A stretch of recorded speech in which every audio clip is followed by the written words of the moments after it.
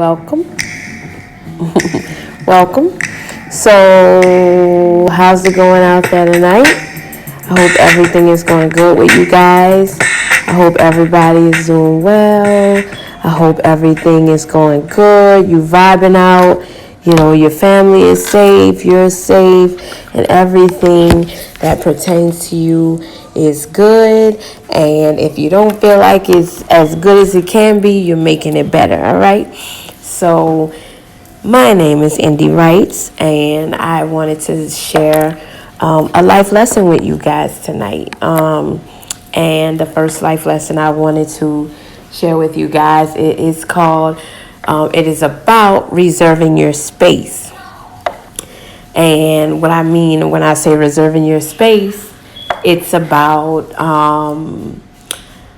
making sure you're not putting things and keeping things inside of your mental space, inside of your emotional space that is taking up, places and spaces that for of things that you really want there or that really need to be there, right? So, have you ever wanted to add a certain app to your phone or to your MacBook, and it told you that there wasn't enough space and you would have to delete some things in order for that certain thing to be, please excuse my daughter. So let me tell y'all this. I have two children, right? They're 2 years 12 they're 10 years apart. One's 12, one's 2. So if you hear something like this, yes, Addie being nice to you? Okay. Madison, be nice to Haven and give her a popsicle. So if you hear little stops like that, little voices like that, just roll with me. This is real life. I'm trying to do my purpose with this and do my purpose with my children, and it's going to be good. So, have you ever wanted to add a, certain game, a certain app to your phone or to your MacBook, and it told you didn't have the space for it? You have to delete some things. Have you ever been taking a picture, wanted to take a video of something, and right when you go to, take the picture or record the video, boom, it won't let you because it tells you you don't have space for that. You don't have enough space for that. You have to go in and you have to delete some things out, blah, blah, blah. Well, that happens to us mentally and emotionally, spiritually, all these different things. Our minds, our lives, our bodies, everything is much like nature, much like a computer. All of these things are just a replica of what the creator did, in all of us. And even when it comes down to the computer, your mind works the exact same way.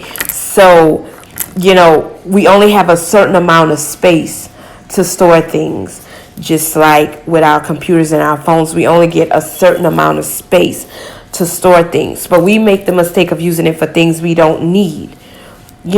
Like grudges, like resentment, like painful memories, like envy, like jealousy, like strife, like bitterness, like blame, like fears, like hatred, like all of those things.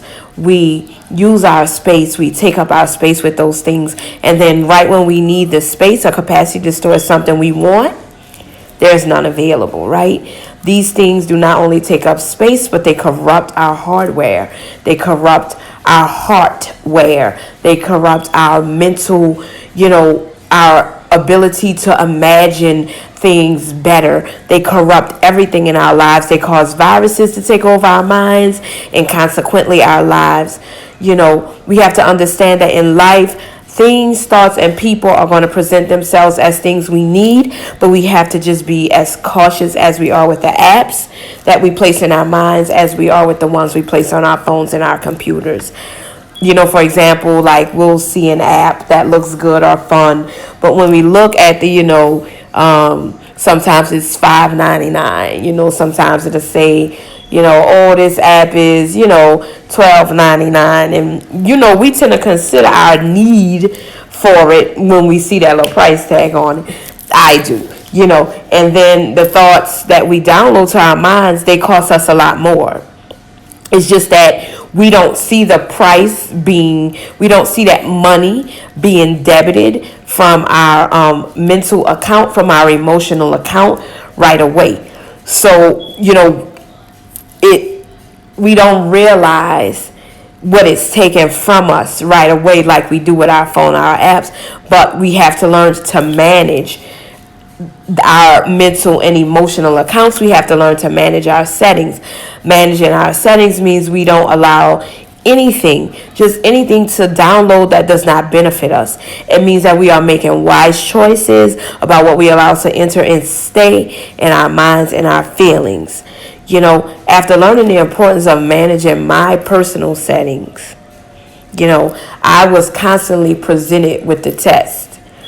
There'd be things that would come up or things that would be said to me or about me that I had to choose to allow to download or reject them. Like, no. My favorite term became, as many people who talk to me, they know I say, I don't have space for that. Like, I don't have space for that, girl. Like, people will look at me like, what? Like, what you mean by that? Because at times, without even realizing it, I would say it out loud. Like, it'll be stuff going on in my head and my imagination be like, girl, I don't have space for that.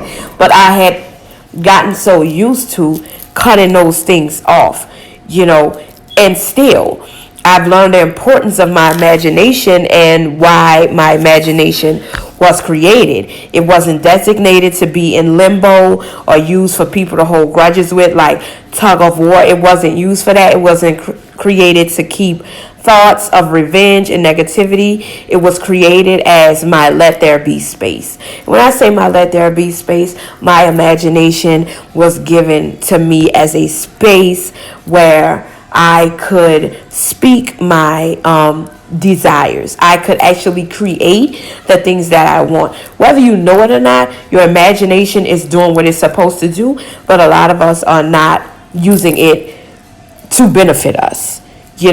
I don't even want to say not using it properly. Some of us are just not aware of the power of it, and so we give it away. Like, we do with a lot of things. When I was maybe 12 or 13, my mom bought me a pair of Bally's for my birthday because I've been like that. I've been liking like certain type of things. And, she bought the Bally's. We went to Canal Place. We got the Bally's. And I wore the shoes maybe twice. And then I gave them to a friend of mine. Like, she was going to a dance. And I was like, oh, you could wear these. Never got the shoes back. What up, Kenya? But that's all right. Never got the shoes back. But it's fine. I just knew that I wanted them for that. And then it was, but that's what we do with things in general, even our imaginations. We don't see the value in things that carry a lot of weight. Our imagination is probably one of the most valuable things that the Creator gave to us, and we don't always know how to use it properly. We don't always realize that is our let there be space. That is our space to create the life that we want in the places where things are formless and void, where the things that have form we don't quite want.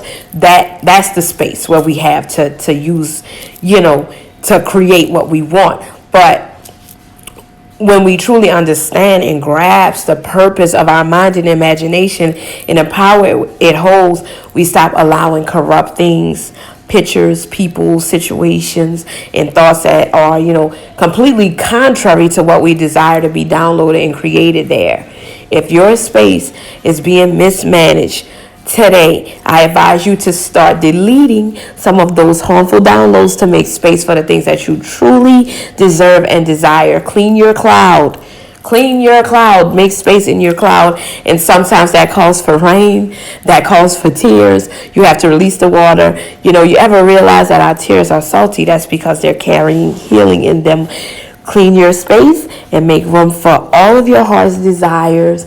Remove those memories, those downloads, those words, those you're not enough, you're not pretty enough, you're not thin enough, you're not big enough, you're not this enough, you're not fat enough. Remove all of those things from your space and allow that space to be clean so you can download and get the things that you truly desire in this life for yourself, for your family, for your friends.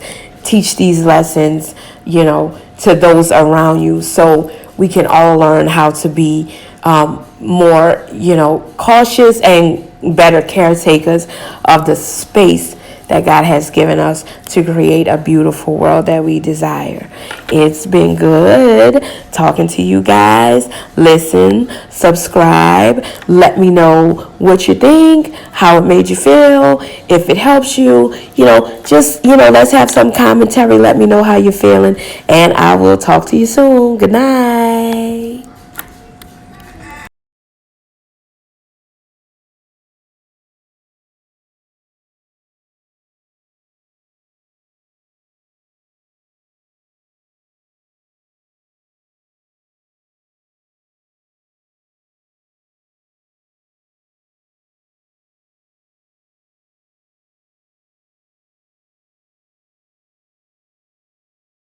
Where kinky